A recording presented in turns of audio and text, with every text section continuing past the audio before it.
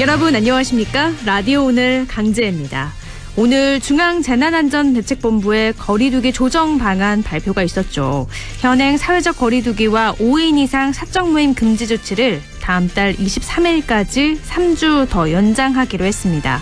수도권은 2단계, 비수도권은 1.5단계가 계속해서 시행이 되는 건데요. 지난 2월 15일부터 시행된 조치가 5차례나 연장이 되면서 석 달 넘게 이어지게 됐습니다. 현재 집단 감염 속출하면서 4차 유행이 이미 시작된 모습이죠. 특히 5월이 되면 기온이 더 올라가고요. 또 어린이날, 어버이날 같은 각종 기념일이 많아서 만남과 이동이 더 늘어나게 될 겁니다. 그래서 우려가 큰 상황인데요. 여전히 낮은 백신 접종 비율로 집단 면역 형성까지는 갈 길이 먼 상황. 계속해서 긴장감 유지해야겠습니다. 4월 30일, 4월의 마지막 날 금요일 라디오 오늘 광고 듣고 시작합니다.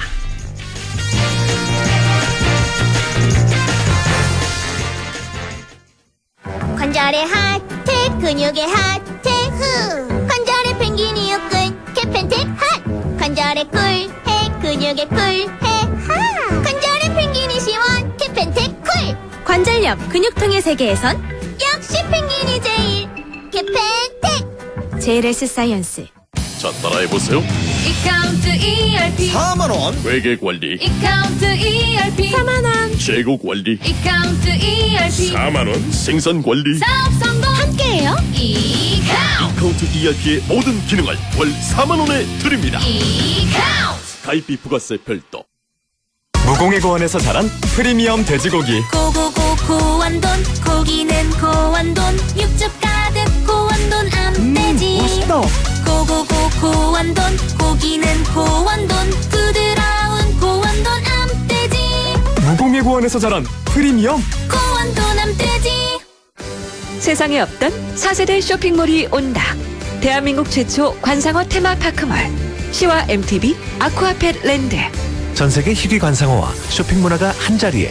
시와 MTB 핵심 건강시설 아쿠아펫 랜드. 상업시설 분야 1661-5390 시공 신세계건설. 다양한 무전 고민엔 티어실. 티어실로 풀러버려. 티어실과 모든 무좀.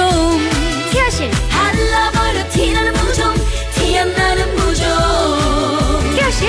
무좀이 고민일 때 송가인이 추천하는 무좀약. 티어실. 3일제약. 남북경제협력의 허브. 파주 센트럴 밸리. 파주시 대규모 희망 프로젝트 중 1단계. 파주 센트럴 밸리. 역세권의 프리미엄이 더해진 세대를 이어갈 미래 가치가 완성되는 곳. 사업용지 분양 문의 1522-0844. 시공 현대 엔지니어링. 차도르니 차돌 고소한 맛 좋아. 차도르니 차돌 매콤한 쫄면과 차도르니 차돌 조밥에 싸도 좋아. 띵동, 이 차돌 배달 왔어요. 이제 집에서도 이 차돌을 만나보세요. 차도르니 차돌. 4월 30일 금요일 라디오 오늘 1부는요. 성공회대 최진봉 교수와 함께하는 시간이죠. 한 주간의 시사 이슈 진단하는 최진봉의 시사포커스 잠시 후에 만나보겠습니다. 2부 이슈 오늘에선 상주 지역의 청년들이 모여서 만든 협동조합에서요. 행정안전부의 청년마을 만들기 공모사업에 최종 선정이 됐다고 합니다. 상주의 2인 3각 협동조합 박지원 대표 연결해서 이 이야기 나눠보죠. 그리고 LNS 자산운용 조진희 이사와 함께 부동산에 관한 궁금증 풀어보겠습니다. 조진희의 부동산 매거진 이어집니다. 라디오는 생방송 놓치신 분들은 안동 MBC 플러스 유튜브로도 다시 들으실 수 있습니다.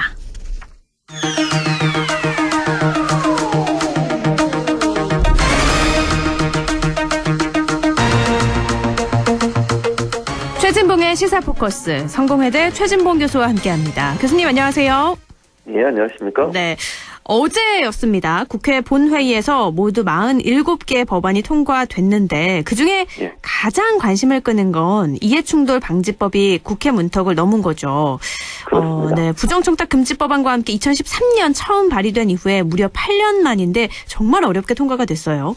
그렇습니다. 그동안 사실은 LH 사태 때문에 이렇게 급물살을 탄 건데 LH 사태가 없었다면 과연 이게 통과됐을까 하는 의문이 들 정도예요. 그만큼 국회에서 본인들과 관련된 문제이다 보니까 국회의원들이 적극적으로 이런 법을 통과시키려는 의지가 없었다는 거죠. 네. 사실은 8년 전에 처음 발의됐을 때 통과가 됐다고 하면 LH 사태를 막을 수도 있지 않겠나 그런 생각이 들 정도예요. 왜냐하면 주 내용은 공직자들, 그다음에 공공기관, 공기업 이런 데서 일하시는 분들이 본인들의 업무를 통해서 업무 과정에 취득한 정보를 가지고 뭐 투기를 하거나 이렇게 이익을 얻게 되면 그걸 처벌할 수 있는 규정을 집어넣은 거거든요. 이해충돌 방지라고 그래서 7년 이하의 징역이나 7천만 원 이하의 벌금을 물도록 돼 있고 또 본인뿐만 아니라 본인의 가족들, 직계 가족들 또는 그 정보를 이용해서 외부에 있는 다른 사람이 또 이익을 취했을 때 거기에 대한 처벌도 함께 하게 돼 있어요. 네. 그렇기 때문에 지금 LH 사태가 주로 지금 발견되고 있는 게 본인의 뭐 가족 또 처가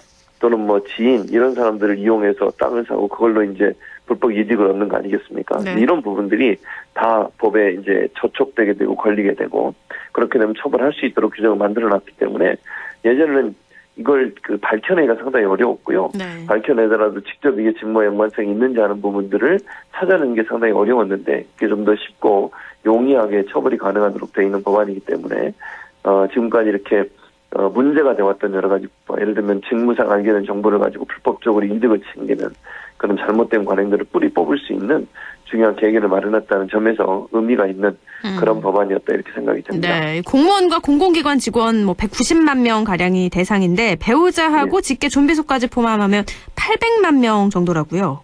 그렇습니다. 그러니까 그만큼 숫자가 늘어났다고 볼 수 있어요. 네. 왜냐하면 이게 본인들만 하게 되면 사각지대가 생겨요. 지금의 여러 가지 지금 논란이 돼서 구속된 사람들 보면 다 부인 이름이나 처가에 뭐 아는 사람 이름이나 가족들 이름으로 구매하는 경우도 많거든요. 네. 구입하는 경우들이. 또 지인을 동원해서. 그러니까 이런 지금 나중에 말씀 800만 명까지 들어간다고 하는 것은 이런 친인척 또는 자기 가족, 직계 가족들 이런 사람들도 다 범위에 포함되어 있기 때문에 이제는 불법 정보, 공무상 알게 된 정보, 네. 직무상 알게 된 정보를 가지고 불법적으로 투기를 하는 행위를 막을 수 있는 계기를 마련했다고 볼 수 있겠죠. 네. 또 내년 5월부터 본격 시행이 되는데 이해충돌 방지법의 국회의원 버전이라고 할 수 있는 국회법 개정안도 통과가 된 거죠. 그렇습니다. 국회법도 통과가 됐는데 국회법 같은 경우에는 이제 국회의원들은 당선되고 업무 시작하기 전에 반드시 본인들이 갖고 있는 부동산 내역을 다 신고하게 돼 있습니다. 그래서 이게 일반인도 볼 수 있게 국민들이 다 볼 수 있게 해놨어요. 네. 또 하나는 이제 만약에 본인들이 어떤 상임위에 가는데 그 상임위가 본인의 직무와 옛날에 있었던 예컨대 국회의원 되기 전에 했던 일들이 있지 않겠어요? 네. 그다음에 뭐 어느 회사에 다녔든 아니면 무슨 뭐 어느 분야의 전문가로 활동을 했던 그 업무와 연관된 상임위에 가는 것을 원천적으로 좀 금지해놨습니다. 그래서 왜냐하면 그런 데 있던 사람이 상임위에 가게 되면 또 본인이 이익을 챙기는 요소로 작용할 수 있지 않겠어요? 그렇죠. 그런 부분들을 제안을 했고요. 네.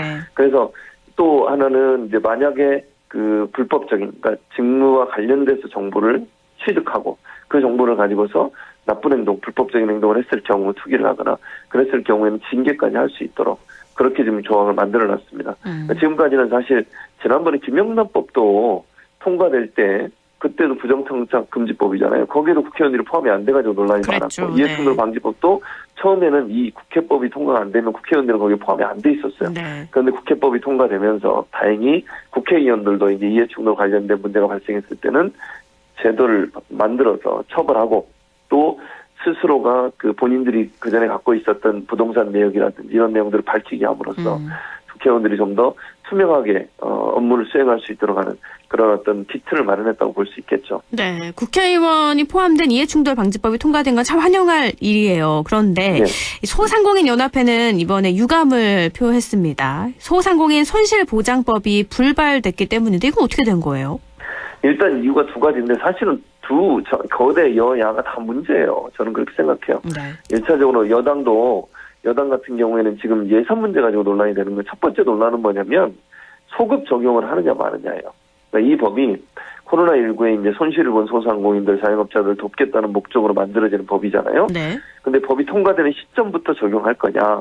법이 통과되기 이전에 있었던 손실도 있잖아요, 이미. 1년 이상을 코로나로 우리가 어려움을 겪었고, 자영업자 소상공인들이 문도 닫고 업무 영업할 수 있는 시간도 제한당하다 보니까 피해를 당했는데 그걸 소급해서 적용할 거냐.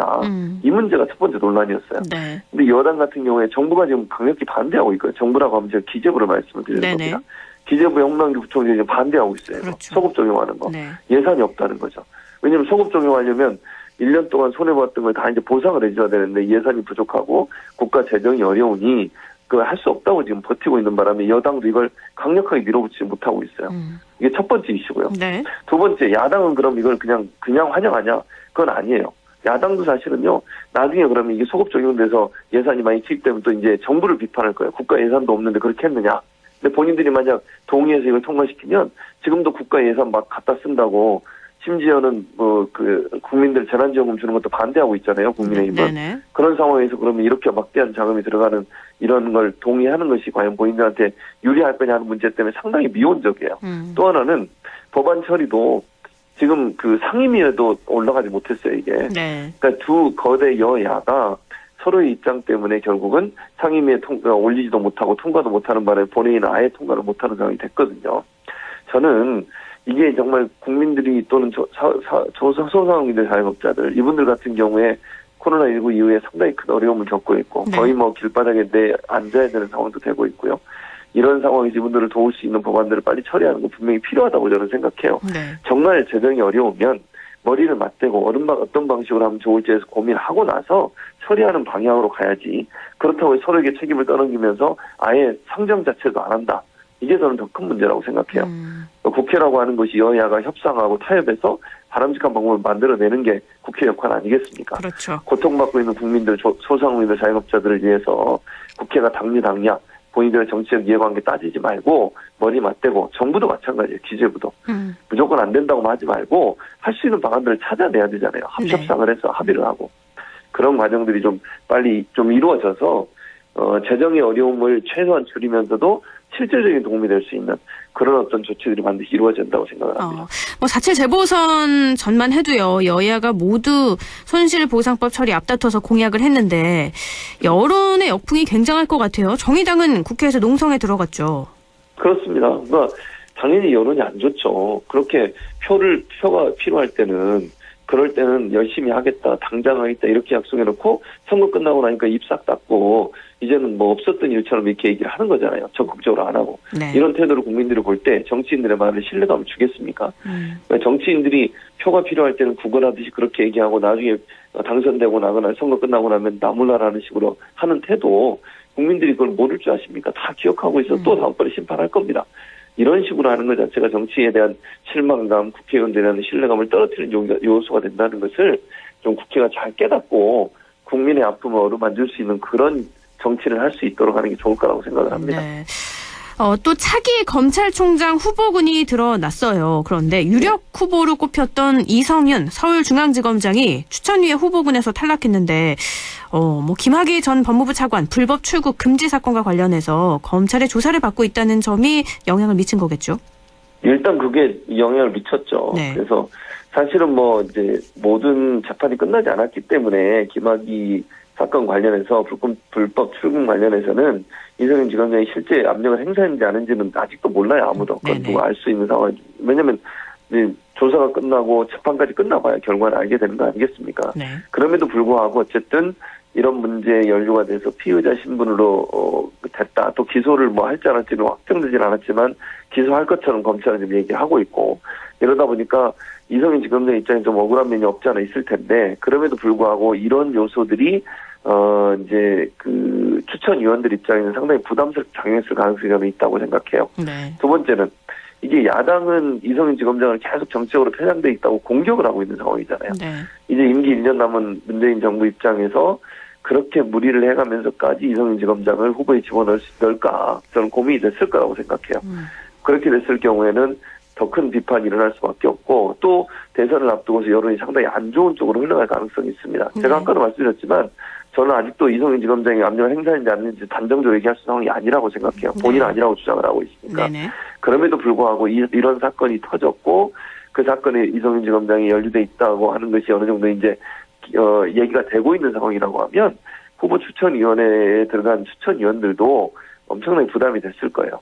이분을 만약 집어넣었을 경우에 올 수 있는 후폭풍 또 여권 입장에서 상당히 부담스러운 부분 이런 부분들이 저는 작용했다고 봅니다. 그리고 대선 앞두고서 이제 검찰이 다시 이런 부분 때문에 정권과 각을 세우고 또 여론도 안 좋아지면 그렇게 되면 결국 이제 대선에도 영향을 미칠 수 있는 상황까지 갈 수 있거든요. 네. 그래서 이런 여러 가지 상황들이 고려가 돼서 이성윤 지검장은 뭐 아까도 말씀드렸지만 본인은 억울할 수 있어요. 그럴 수 있지만 그 여러 가지 정무적 판단을 하게 된다고 하면 이성윤 지검장을 후보에 집어넣는 건 상당히 부담스러웠을 거다.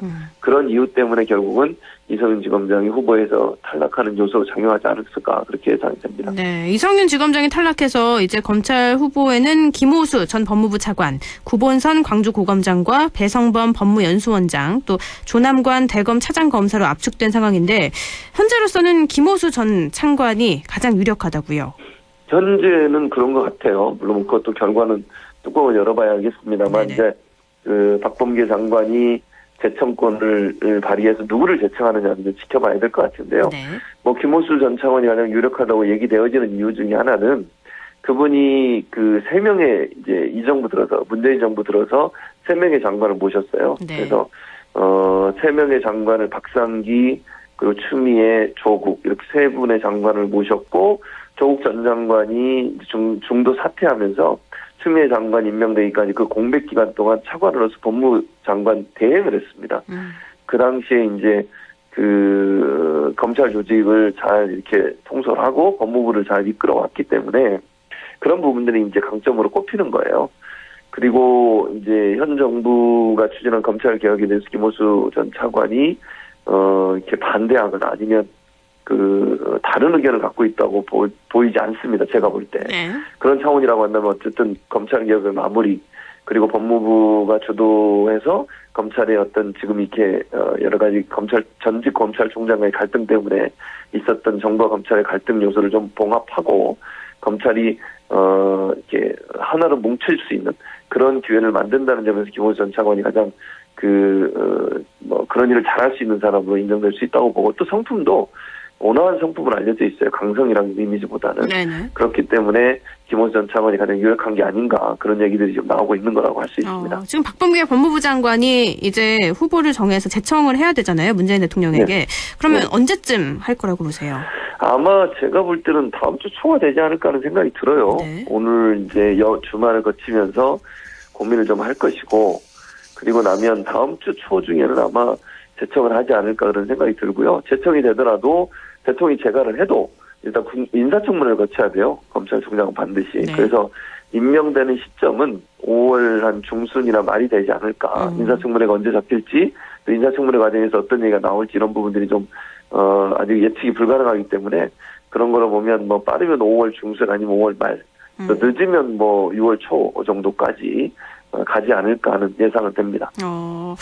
새 검찰총장에게 주어진 가장 큰 역할은 뭘로 보세요? 아까 제가 잠깐 언급해드렸는데 검찰 이제 윤석열 전 총장이 법무부 장관과 각을 세우고 전 정부가 각을 세우는 모습을 보였잖아요. 네. 그리고 이제 본인은 나갔는데 그러다 보니까 검찰 조직이 상당히 좀 혼란스러워요 지금. 네. 뭐 찬반 의견이 있고요 검찰 조직 내에도 그리고 검찰이 정부와 이 각을 세우는 모습은 그렇게 늘 있었던 모습이 아니잖아요. 그런 상황에서 검찰 조직을 다시 추스려서 검찰이 제대로의 역할을 할 수 있도록 하고 또 이제 검찰 개혁은 이루어졌죠 법적으로. 근데 실제적으로 실무적으로 이런 부분들이 아직은 좀 정착되지 않은 상태로 보여요. 그래서 이런 부분들을 잘 정착시키고 공수처와 검찰의 관계도 정립을 잘해서 이 새로 만들어진 검찰 개혁 이후에 검경 수사권 조정 그리고 공수처 출범 이게 좀 자리를 잡을 수 있도록 하는 역할. 즉 그게 저는 검찰 개혁의 마무리 단계라고 생각을 해요. 네. 그래서 검찰총장에 들어온 법무부 장관과 잘 손발을 맞춰서 새로 출범한 공수처 그리고 검경 수사권 조정의 정착, 경찰과 검찰의 관계 이런 부분들이 좀 안정적으로 정착될 수 있도록 하는 1년 동안. 그래서 좀 이게 법은 통과됐지만 실제적으로 아직까지 좀 우왕좌왕하는 이런 모습들이 좀 정리되고 네. 검찰이 제대로 역할을 할 수 있는 그런 조직으로 갈 수 있도록 만드는 역할이 중요하지 않을까 하는 생각이 듭니다. 정착이 가장 큰 임무다. 또 김부겸 국무총리 후보자 이야기를 해보면 인사청문회가 다음 달 6일부터 이틀 열리잖아요. 예. 최대 쟁점은 뭘까요? 아무래도 뭐 지금 상황에서는 좀 뭐 쟁점이 크게 없었다고 보는데 네. 최근에 이제 야당에서 라임 옵티머스 관련해서 김 후보자의 이제 자녀와 연관성을 지금 의혹을 제기하는 것 같아요. 아직 구체적인 내용이 안 나와서 네. 뭐가 있는지는 잘 모르겠습니다만 그 문제가 중점적으로 청문회에서 다뤄지지 않을까 하는 생각이 듭니다. 여당이 아마 그 부분을 야당이 그 부분을 집중적으로 공략할 것 같고요. 네. 나머지 부분은 크게 문제가 될 것 같지는 않아요. 개인적인 김부겸 전 장관의 개인적인 문제와 관련해서. 네. 다만 지금 야당이 보니까 그런 게 별로 없으니까 야당 입장에서는 현 정부의 실정을 집중적으로 공격하려고 하는 것 같아요. 지금 증인 신청을 해놓은 걸 보면 대체적으로 현 정부의 비판적 입장을 보였던 다양한 인사들을 증인으로 신청해놨거든요. 네. 이게 김부겸 전 장관 지금 후보죠. 국무총리 후보자의 개인 비리나 개인 어떤 문제가 아니라 현 정부의 실정을 부각시키려는 의도를 갖고 있는 것 같아요. 청문회를 통해서. 네. 그러니까 이게 타겟 자체가 김부겸 총리 후보자가 아니라 현 정부에 대한 어떤 실정을 어쨌든 청문회 하게 되면 사람들한테 이제 언론에 보도가 되니까 그걸 부각시켜서 대선을 앞두고 현 정부가 잘못하고 있는 부분들을 좀 부각시키는 그런 기회로 삼으려고 하는 게 아닌가 그렇게 좀 예상은 됩니다. 그 참고인으로요. 김경률 회계사 또 진중권 전 동양대 교수를 참고인으로 채택을 했어요. 예. 이건 왜죠? 그것도 저는 같은 맥락이라고 생각해요. 네네. 그러니까 김경률 회계사 같은 경우 물론 뭐 김경률 회계사가 나이 먹주고서 관련된 얘기를 할 수도 있다고 봅니다. 네네. 그래서 만약에 김부겸 지금 총리 후보자의 자녀가 연관이 돼 있다면 그 부분도 얘기할 수 있지만 전체적으로 이분들이 이제 조국 흑서라고 하는 책을 쓴 분들이잖아요. 공동 저자죠. 그 멤버들이기 네. 때문에 현 네. 정부에 대한 어떤 부정이 이런 부분들을 부각시키는 그런 발언들을 할 가능성이 있고 네. 제가 볼 때는 질문도 그런 질문들을 많이 할 거예요. 이 국민의힘 국회의원들이 네. 현 정부의 정책에 대해서 어떻게 생각하냐. 또 김부겸 지금 총리 후보자 행안부 장관 했잖아요. 네. 그 과정에서 어떤 일을 했는데 이게 제대로 됐느냐. 이런 쪽으로 초점이 맞춰질 가능성이 있다. 저는 그 개인 비리나 이런 보통 이 청문회는 그런 걸 많이 이제 질문하고 그걸 통해서 낭만을 시키는데 네. 제가 이번에 청문회를 예상컨대 그런 내용보다는 네. 현 정부의 어떤 실정이라는 부분에 초점을 맞추고서 네. 공략하기 위해서 이런 진중권 전 교수나 아니면 이제 김경률 회계사를 참고인으로 부른 게 아닌가. 이분들이 이제 대표적으로 조국 흑서 쓰면서 현 정부가 각을 세우는 인사들이잖아요. 네네. 어느 정도 인지도가 있는 이런 분들을 이렇게 참고인으로 부른 것도 뭐 결국은 현 정부의 어떤 잘못된 부분들을 부각시키는 의도가 있지 않나 하는 생각이 듭니다. 근데 청문회에 출석할 의무가 있는 건 아니죠, 참고인이? 없어요. 네네. 그래서 김경률 회계사는 본인이 언론의 보도에 따르면 참석할 의사를 표명했다고 합니다. 네. 이건 언론의 보도입니다. 네. 근데 진중권 전 교수는 그런 표명을 아직 안 했기 때문에 실제 나올지는 좀 지켜봐야 될 걸로 생각이 됩니다. 알겠습니다. 6일 날 있을 인사청문회는 그 이후에 또 이야기 나눠보도록 하죠. 말씀 고맙습니다. 예, 감사합니다. 최진봉의 시사포커스 성공회대 최진봉 교수였습니다. 라디오 오늘 1부는 여기까지고요. 잠시 후에 광고 듣고 2부에서 뵐게요.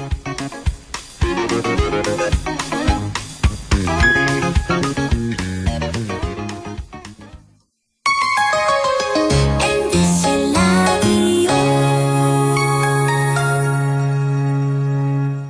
할인점보다 더 실속 있고 편의점보다 더 편리하게 살 수 있는 곳. 시장보다 더 정이 넘치고 백화점보다 더 품격 있는 곳. 이런 곳이 없을까요? 네, 우리 동네 우리 할인점 홈마트가 있습니다. 지난 25년간 항상 고객과 함께한 홈마트. 용상점, 자이점, 신용주점, 사천점에서 새롭게 고객님께 다가갑니다. 홈마트. 가구 살 땐 꼭 한번 가보자. 안동 명품 가구 백화점. 흑표 흑침대, 양성국 갤러리, 금성침대, 한국 가죽 소파, 장수돌 침대. 다양한 브랜드 가구를 한 곳에서 쇼핑할 수 있는 대형 가구 전시장. 안동 명품 가구 백화점. 어떡해. 그 소식 들었어?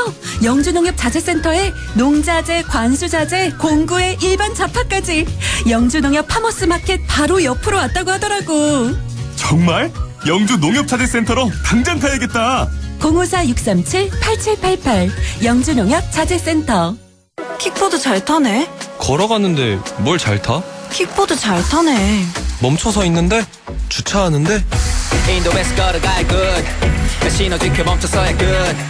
안전한 데 주차해야 good. 걸을 때 곁겨 멈출 때 멈춰야 킥보드 잘 타는 good.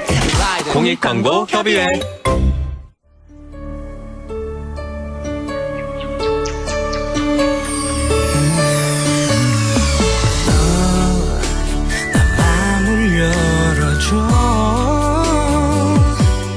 다가가 나 속삭이도록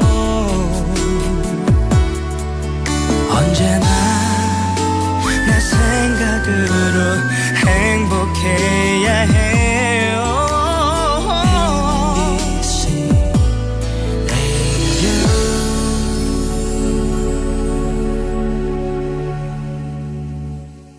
백점 KBS 라디오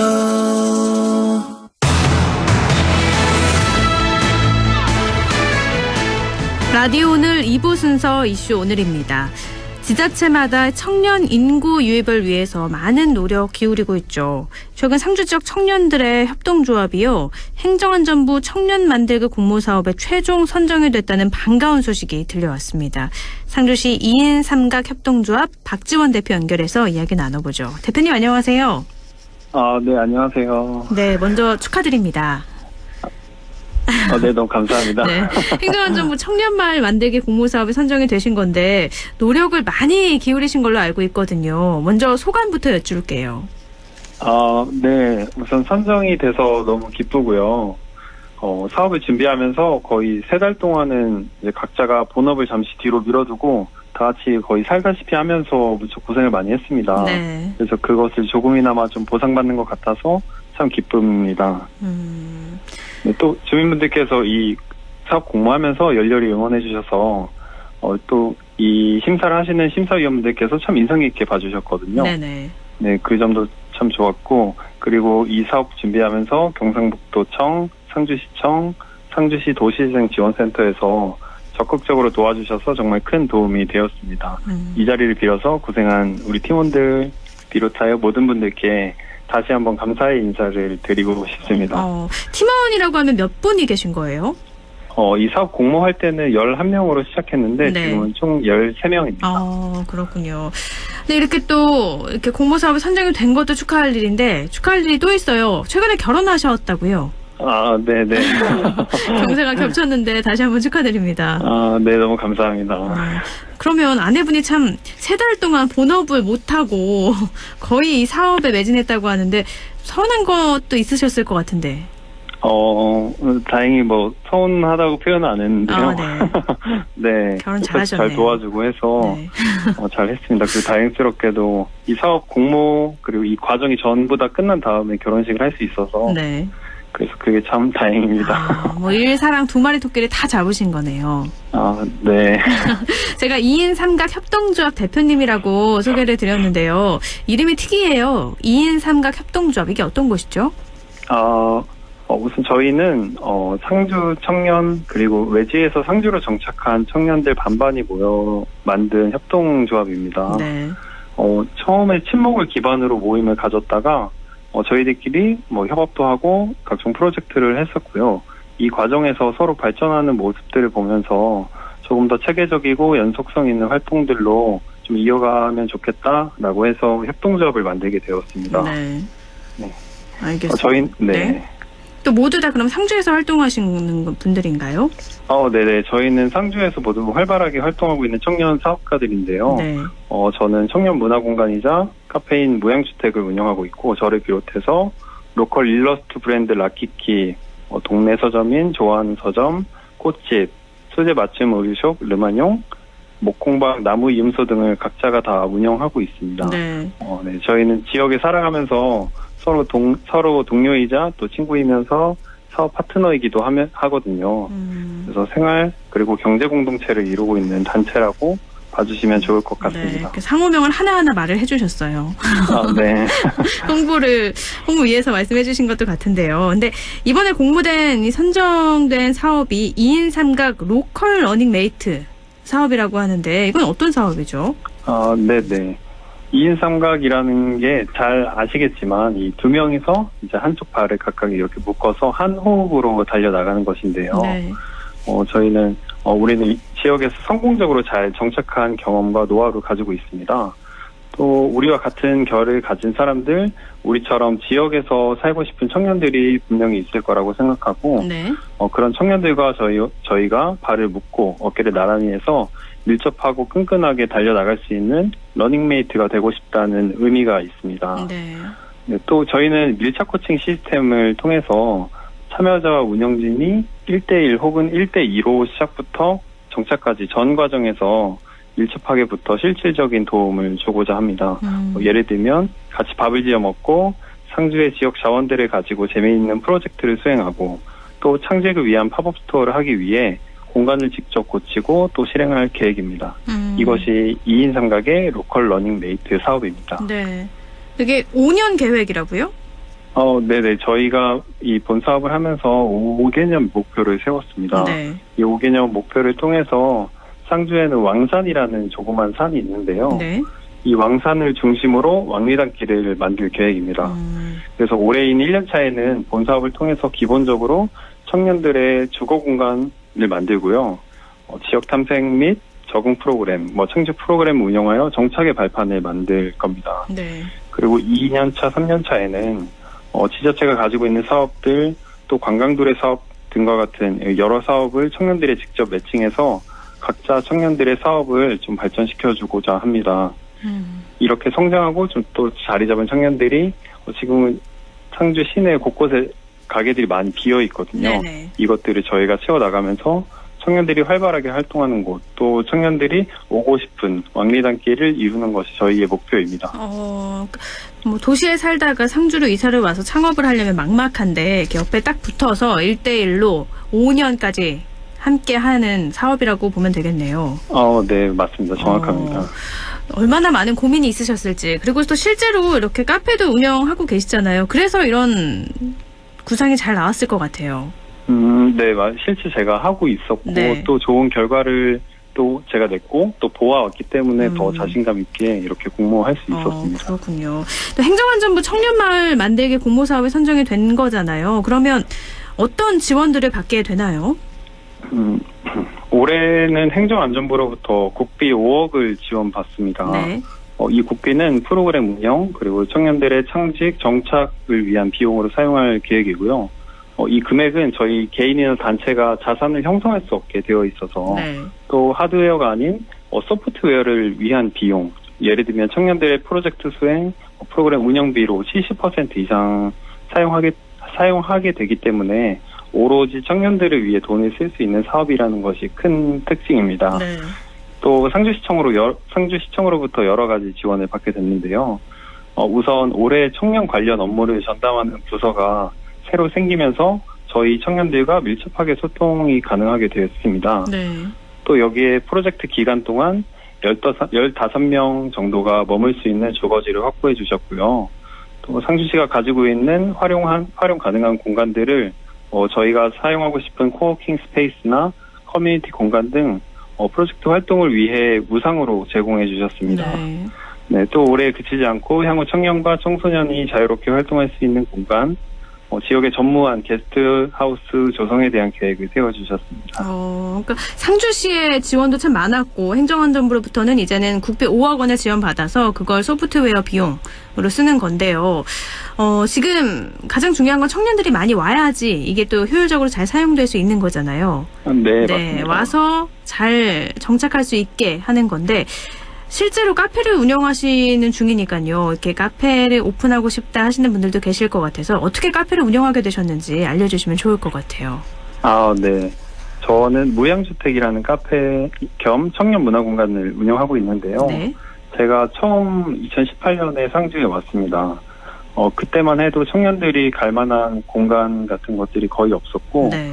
또 청년이 운영하는 소위 젊은 감성을 가진 카페라고 하죠.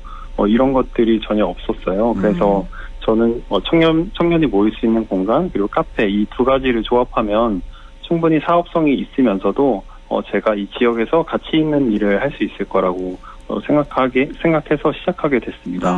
그러니까 처음부터 그 돈이 목적이라기보다는 다 같이 함께 잘 사는 공간을 만들고 싶다는 게 좀 목적이었던 것 같아요. 네, 돈도 벌고 싶어서. 네. 물론 돈도 무시할 수는 없지만요. 근데 카페 운영하시면서 가장 힘든 건 어떤 게세요? 우선 시간이 많이 없는 게 좀 가장 힘들더라고요. 네네. 자영업 하시는 분들이면 모두 다 공감하시겠지만, 네. 진짜 시간이 없고 몸이 10개면 좋겠습니다. 그만큼 바쁘게 생활하신다는 건데, 지역에 이렇게 많은 청년들이 와서 살았으면 하는 바람으로 지자체에서도 지원 참 많이 하고 있잖아요. 네네, 맞습니다. 근데 성과는 잘 나지 않고 있고요, 사실상. 네. 근데 직접 지역에 거주하고 있는 청년이시니까요. 지역에 많은 청년들이 와서 살려면 이런 지원은 꼭 필요할 것 같다. 이런 부분도 있을 것 같아요. 보통 이제 지원 사업들 같은 경우에는 창업을 하기 위한 단계들, 그러니까 창업까지의 단계들에 포커스를 맞추는 경우가 많거든요. 네. 근데 저는 그 다음인 이제 지속 가능하게 하는 조건들을 채워주는 것이 가장 중요하다고 생각합니다. 저 또한 이제 그렇게 지역에 있는 커뮤니티 속으로 자연스럽게 들어왔고, 또 지역에서 고민을 나눌 수 있는 동료가 생겼고, 발전을 위한 주변에 끊임없는 자극들이 있었는데요. 이런 것들이 있어야 이런 지원 사업 이후에도 청년들이 지역에서 지속 가능하게 살 수 있을 거라고 생각합니다. 네, 창업만 도와주는 게 아니라 계속 활동할 수 있게 지원이 이루어져야 된다는 건데요. 앞으로 이렇게 선정이 됐으니까 5년 동안 또 5억 원으로 잘 활용이 돼서 상주가 청년들이 모이는 대표 도시가 되면 좋겠습니다. 선생님, 안대양 MBC 라디오 오늘도 함께 응원할게요. 고맙습니다. 네, 너무 감사합니다. 네, 2인 삼각 협동조합 박지원 대표였습니다. 라디오 오늘에서는 청취자 여러분의 참여를 기다리고 있습니다. 우리 지역에서 발생한 사건, 사고 소식이나 함께 토론하고 싶은 내용을 안동 MBC 홈페이지 라디오 오늘 게시판에 올려주시기 바랍니다. 전화와 문자 참여도 하실 수 있습니다. 전화는 851국에 7191번, 문자는 샵 0913번으로 보내주시면 됩니다. 문자는 단문 50원, 장문 100원의 정보 이용료가 있습니다. 여러분의 많은 참여 바랍니다.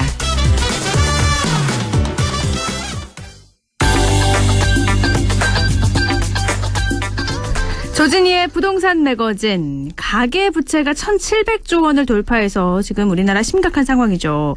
그래서 정부가 이번에 가계부채 관리 방안을 발표했습니다. 이 부분 함께 이야기 나눠보죠. LNS 자산운용 조진희 이사입니다. 이사님 안녕하세요. 네, 안녕하십니까. 네, 정부가 내놓은 가계대출 관리 방안, 이게 총부채 원리금 상환 비율, DSR, 어렵네요. DSR 네. 규제죠. 예, 맞습니다. 네. 그러니까 결론적으로 본다면은 기존에는 내가 주택담보대출을 받았을 때 물론 이제 기본적으로 LTV라고 해서 뭐 전체 살려가는 아파트의 총 한도에서 얼마까지 비율이 이제 우선순위가 됐다고 하고, DTI라고 해가지고 이제 상환할 수 있는 능력을 보고 이제 했다라고 한다면, DSR로 바뀌고 나서부터는 이제 추가가 되는 것이 본인이 발생시킨 기존의 대출 전체를 통틀어서 한도를 이제 보게 되기 때문에 실질적으로 대출을 받을 수 있는 금액이 적어진다고 보시면 될 것 같습니다. 그러니까 뭐 살려는 주택에 대해서 몇 % 대출 나오는 것도 아니고, 그렇죠. 그리고 내 소득에 따라 나오는 것도 아니고, 총 부채, 내가 갖고 있는 모든 빚이 원리금을 얼만큼 상환할 수 있는지 그걸 따진다고요. 예, 그렇습니다. 그래서 보통은 죄송합니다. 보통은 본인이 갖고 있는 빚이 이제 은행에서 내가 몇 달 갚는 뭐 집에 대해서 담보대출 이렇게 나가는 것만 생각하시는데, 제일 실수하시기 좋은 게 이제 여자분들 기준에 했었을 때 홈쇼핑 보시면 이제 무이자 할부금융 한다고 해서 신용카드로다가 무이자 할부 뭐 5개월, 3개월 이렇게 내시잖아요. 그것조차도 다 신용대출로 잡힙니다. 예, 그리고 카드 사용도요? 예, 그렇죠. 남자분들 같은 경우 자동차 할부금융을 이용하시는 경우들이 많은데 그것조차도 다 본인의 대출로 잡히게 되는 경우라고 보시면 될 것 같습니다. 정말 장까지 긁는 그런 것들 모두 다 대출, 채무로 잡힌다는 거니까 그만큼 그렇습니다. 그러면 대출이 안 나온다는 말이고요. 예. 이번에도 방안의 핵심이 차주 단위, 그러니까 돈을 빌려 쓰는 사람별 DSR이라고 하는데, 그럼 기존에는 대출이 개인별이 아니었나요? 네, 이렇게 보시면 될 것 같습니다. 보통 시중에서 저희가 용어를 쓰는 것 중에 시중은행 1금융권, 그 다음에 저축은행, 캐피탈 2금융권, 증권회사, 보험회사 이렇게 대출, 그래서 선순위 대출, 후순위 대출 이런 얘기들 쓰는 용어들이 있습니다. 그래서 보통 우리가 아는 국민은행, 신한은행 이런 시중은행에서 보통 대출을 받고 좀 더 한도를 받기 위해서 저축은행이라든가 캐피탈사라든가 보험회사를 통해 가지고 추가 대출을 받는 경우가 있습니다. 이자를 좀 더 내더라도 그렇게 대출을 받았죠. 네, 맞습니다. 그래서 이제 후순위 대출이라는 용어를 쓰는데, 그러다 보니까 지금 여기서 나오는 것처럼 기본적으로 자신의 대출 전체 금액이 아니라 금융기관별로 좀 추가적인 대출을 받을 수 있었습니다. 근데 이번 규제로 인해서 전체 금융기관을 하나로 보기 때문에 한도가 줄어들 수밖에 없는 거죠. 그러면 이렇게 연봉 기준으로 40%라고 하더라고요. 네. 그러면 그러니까, 네. 그럼 이 한도는 어떻게 확인해 볼 수 있나요? 일단 가장 손쉽게 하시는 부분은 이 핸드폰을 갖고, 이 스마트폰을 갖고 계신 분들이 한다면, 금융 계산기라는 거를 이제 다운 어플을 받으셔서, 거기서 이제 나의 DSR 계산기 이렇게 누르셔서, 내 연봉은 얼마고, 내가 대출을 몇 개월 동안 쓸 예정이고, 이렇게 해서 이제 눌러보시면 이제 내가 받을 수 있는 한도가 나오고, 인터넷에서 했을 때는 역시 DSR 계산기라는 걸 하시면 됩니다. 그리고 그냥 이런 거를 다 귀찮다라고 하신다면, 그냥 단순 계산으로 하실 때 지금 현재 기준으로 놓고 본다고 한다면 자기 연봉 총액의 한 8배까지가 내가 받을 수 있는 DSI라고 보시면 될 것 같습니다. 근데 이제 이게 40%로 줄게 되면 훨씬 더 많이 이제 한도가 줄어든다고 보시면 될 것 같습니다. 그러니까 8배인데 40%요? 네, 그러니까 이제 8배, 그러니까 예를 들어서 내가 연봉이 2천만 원 정도 되시는 분이라고 한다면 현재 기준은 한 1억 6천까지가 본인이 이제 주택담보대출로 받을 수 있는 부분들입니다. 근데 이제 이 DSR 한도를 이제 40%까지 낮춘다 이 뜻은 뭐냐면 기존에는 주택담보대출로 순수하게 1억 6천을 다 받으실 수 있었다고 한다면 여기에서 이제 본인이 추가로 아까 말씀드린 뭐 신용카드 사용이라든가 할부금융이라든가 마이너스 통장이라든가 이런 게 실제 쓰지 않고 있더라도 이미 은행에서 대출로 잡혀놓은 항목도 있다가 한데 그만큼이 다 깎여서 나온다고 보시면 될 것 같습니다. 그러면 기존에는 대출을 받을 수 있었지만 이제는 하나도 안 나오는 경우도 발생할 수 있겠네요. 그렇습니다. 그래서 지금 가장 크게 문제가 되는 게 사회초년생하고 저소득층 중에서 무주택으로 꽤 오랫동안 살아오셨던 분들이 주택담보대출을 받아야 되는데 연소득 기준으로 해서 안 되시는 분들이 상당히 이제 많이 나오게 될 것 같습니다. 그래서 뭐 7월 이후에 이제 그 40년짜리 단기 모기준으로 나온다고 하는데 문제는 이제 여기서 이제 DSR을 공통으로 다 적용을 해야지 누구는 저소득층, 그다음에 청년층 이렇게 이제 물론 청년층은 나이를 기준으로 해서 할 수는 있을 것 같습니다. 근데 문제는 미래 소득을 기준으로 해서 예측을 하겠다라는 이제 내용이 좀 추가가 되어 있습니다. 근데 이제 예를 들어서 죄송한 얘기지만 대기업 같은 경우는 연봉이나 직급에 의해서 얼마 정도 승진이 될 거라는 것들이 눈에 보이는 데이터가 있는 거예요. 그렇죠. 대인대 비례해서 개인 사업자라든가 아니면 이제 중소기업에 다니는 청년들 같은 경우는 그거를 이제 증빙해 보일 수 있는 부분이 좀 적습니다. 그래서 미래소득을 기준으로 해서 저소득층이라든가 사회약자를 갖다가 여기서 벗어난 상품을 주겠다라고 지금 정부 금융위원회에서 발표는 했지만 과연 실현성이 있겠느냐 이런 부분도 좀 살펴봐야 될 것 같습니다. 가계대출이 너무 많아서 가계대출을 뭐 조정한다는 거는 참 좋은 뜻이긴 한데 일반 사회초년생이나 무주택자들이 집을 사고 싶어도 그럼 이제 못 사는 경우가 발생할 수 있는 거잖아요. 그렇죠. 가장 큰 게 맞습니다. 이런 반발이 좀 만만치 않을 것 같은데. 그러니까 이제 규제 지역이라는 걸로 일단은 이제 범위를 한정을 시켰습니다. 그래서 지방 도시는 이제 크게 문제는 없다라고 볼 수 있는데 문제는 이런 규제들이 각종 그 주택 가격을 올려놨던 것들이 규제 지역이라고 하는 서울 수도권 중심으로 되어 있고. 특히 또 이제 문제는 서울에서 이제 그 지방에서 올라와서 어떻게 보면 그 주택이 필요한 청년층이나 신혼부부들 입장에서는 점점 더 멀어질 수밖에 없다라고 하는 게 지금 서울시 기준으로 뭐 중위가격 아파트가 8억이 넘어섰고 이번에 이제 대출 규제 기준이 이제 6억 초과분이라고 이제 결정을 했습니다. 그러면은 지금 서울 시내 아파트를 기준으로 해서 6억이 넘는 아파트들이 83%가 넘습니다. 그러면 정말 그 나머지 정말 작은 아파트들을 다 찾아가야 된다는 건데 이게 지금 가격이 오르고 있는 시점에서 결론적으로는 아파트가 아닌 단독주택이라든가 아니면 뭐 상가주택이라든가 이런 거를 선택하게끔 만들어버린다는 게 좀 시장에서의 좀 반항이 일어날 수 있는 부분들이 아닐까 그렇게 보여집니다. 사실 그 가격이 오른 규제 지역이 된 이유가 많은 사람들이 살고 싶어서 그런 것도 있잖아요. 그렇죠. 그런데 그걸 다 묶어버리면 가장 큰 게 이제 이번에도 뭐 GTX가 통과한다 안 한다 이런 어떤 교통 호재에서 집값이 오르는 이유 중에 가장 큰 요소 중에 하나가 서울 수도권 안에 이제 그 직장을 갖고 있는 직장인들이 출퇴근할 수 있는 그 거리, 그다음에 교통 환경 비용 이런 것들을 계산을 했었을 때 지금 3기 신도시든 뭐 그 새로 만드는 신도시에서 실제 서울 도심까지의 진입하는 거리에 따라서 주택 가격의 변동이 큽니다. 그 뜻은 뭐냐면 내가 일하는 범위 안에서 아니면 내가 살아야 하는 주거 환경에서 좋은 학군을 갖고 있는 데서 사람들이 살려고 하는 건 누구나 다 똑같은 생각입니다. 근데 이제 그것들을 무시한 상태로 그냥 이 가격에 맞춰서 자꾸 서울에서 쫓겨나서 지방으로 가야 된다, 지역으로 가야 된다 하면은 정말 생활 지수는 점점 떨어지는 상황으로 만들 수밖에 없다 보니까 2030이 작년 들어서 이제 서울을 도심지에 무리를 해서라도 다 대출을 받아서 집을 사자. 왜? 내가 월급을 받아서 모아두는 돈 가지고 하는 것보다 아파트 가격 오르는 것이 더 크니까 그렇죠. 이런 현상들이 계속 나타날 수밖에 없었던 거죠. 이번 대출 어떻게 보세요, 이사님은요?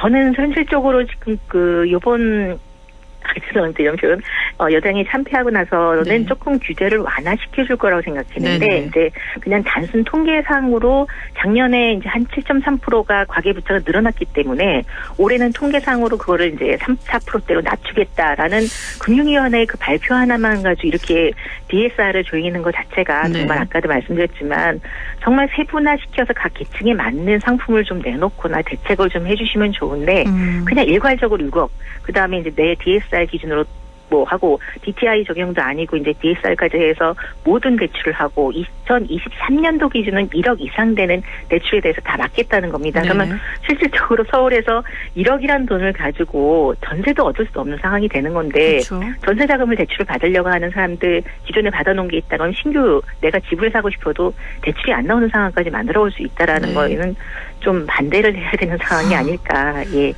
솔직히 죄송하면 대출이 필요한 사람들이 일반 직장인이나 그 서민들입니다. 네. 예, 돈 있는 분들은 대출이 필요가 없거든요. 그렇죠. 예, 그래서 대출 규제에 있어서만큼은 좀 현실적이 있는 규제나 어떤 대안 방법을 좀 만들어 놓으신 다음에 총괄 적용하시는 게 맞지 않을까. 생각보다 시중은행은 굉장히 이제 정부 정책이 나오면 곧바로 실행이라는 부분이 발생이 되면 네. 실질적으로 금리도 오르는 효과도 굉장히 많이 나타납니다. 네네. 그래서 내가 은행에다 예치해놓고 받을 수 있는 이자는 적은데 대출 금리는 오르는 이런 상황들을 계속 만드는 게 좀 현실적으로 안 맞지 않을까. 예, 개인 의견은 좀 그렇습니다. 그러면 이게 올 7월부터 되는 거잖아요. 예, 맞습니다. 그러면 그 전에 대출 네. 나올 때 싹 다 받아서 집 사는 뭐 이런 붐도 일어나지 않을까 싶기도 한데요. 사실 요번에 이제 오세훈 시장 당선되고 나서 그 토지거래 허가 구역 나가기 전에 집 산다고 다들 알리시듯이 네. 이번 같은 경우라고 한다면 이제 대부분 주 타겟이 작년에 연끌을 한 2030이 타겟이라고 한다고 하는데 네. 말씀하신 것처럼 요번에 비트코인 사태 때도 그렇고 증권도 그렇고 젊은 층들 입장에서는 지금 그런 얘기도 나올 수밖에 없는 거죠. 이게 대책이 제대로 된 건지 한번 검토가 필요하지 않나 저는 이런 생각이 드는데 알겠습니다. 네. 오늘은 여기까지 듣죠. 말씀 고맙습니다. 예, 감사합니다. 네, 부동산 매거진 LNS 자산운용 조진희 이사였습니다.